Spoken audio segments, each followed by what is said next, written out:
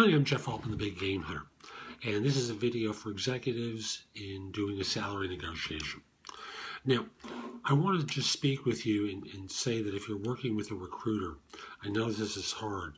You have to trust them to do their job, which is to do the negotiation for you.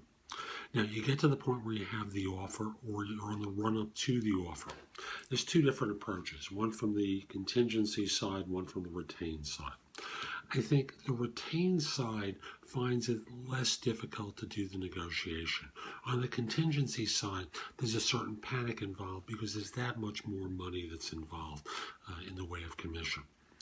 Also, the relationship often with the contingency recruiter isn't quite as strong as it is with the retained recruiter. So, again, knowing the relationship that your representation has with the client is going to be a big help to you. Now, let's assume it's a contingency recruiter, and you're on the run-up phase, and they say, so how much are you looking for again? I want to make sure I've got the numbers down right.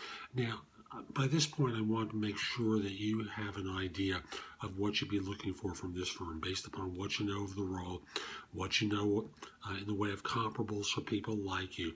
I'm not talking about those broad salary ranges. I'm just going to pick arbitrary numbers, 2 to 275. You know, everyone hears the 275, no one hears the 2, and certainly no one ever hears all the numbers in the middle. So recognize that's a pretty broad range. You want to get more targeted. And when the recruiter starts to talk you down, as often they will try to do, that may be a signal that they already know what the hiring firm is going to propose. So you can cut right through. Have you spoken with the firm? What's the number they're talking about? Let's just go right to it.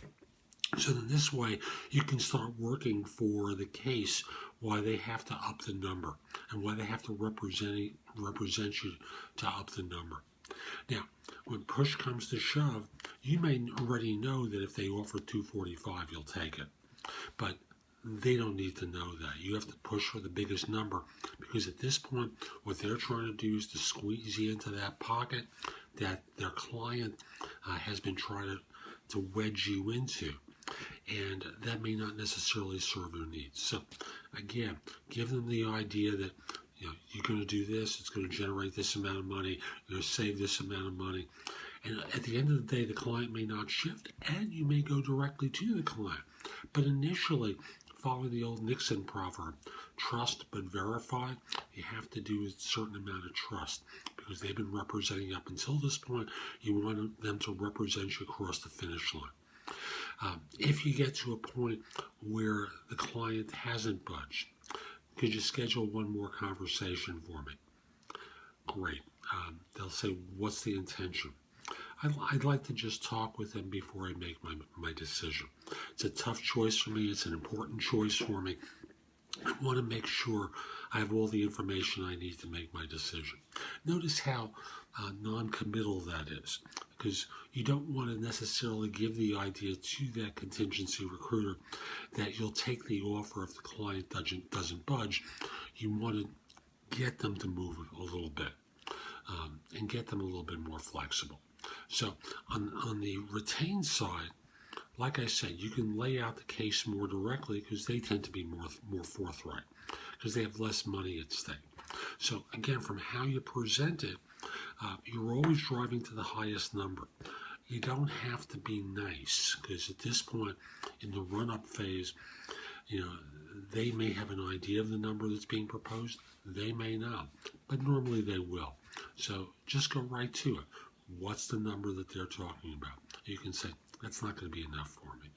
I'm going to need them to make that second number or such and such and work from there. Start working through them and then again, go directly to the firm for one conversation.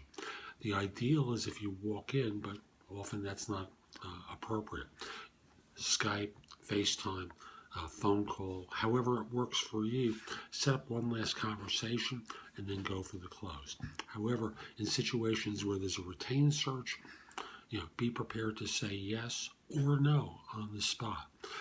You don't want to let that dangle on because often offers are rescinded. This is Jeff Altman. Hope you found this helpful. Hope you get more information on my website, which is thebiggamehunter.us. Go there. There's more information that you can watch, listen to, or read that'll help you land your next position. Also want to mention, if we're not connected on LinkedIn, send me a connection request at linkedin.com/IN/TheBigGameHunter. I accept connection requests from people worldwide, except if you're a spammer or scammer, except if you're a third-party recruiter. Here's my final point. Whether you take this job or you decide you want to stay where you are, I want to help you be successful. I want to help you staff your organization. Email me at Jeff Altman at thebiggamehunter.us or call me at 646-374-8656.